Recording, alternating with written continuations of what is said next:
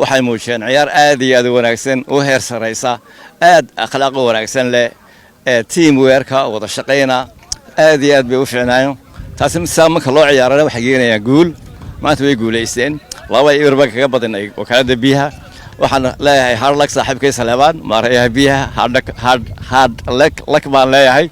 insha Allah saasi ku socon doontaa waxaan rajayn doonaa sanadka teamkayga u muuqdo inaanu qaadi doono horyaalka hadii ay bayd bismillahir rahmaanir rahiim alxamdulillahi rabbil alamin sallallahu wa salli ala muhammad wa ala alihi wa sallam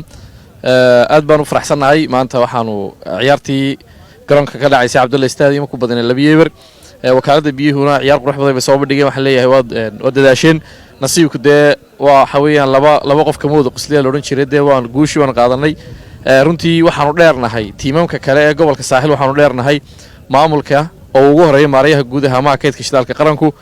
inay barbar taagan yihiin kooxda mar walba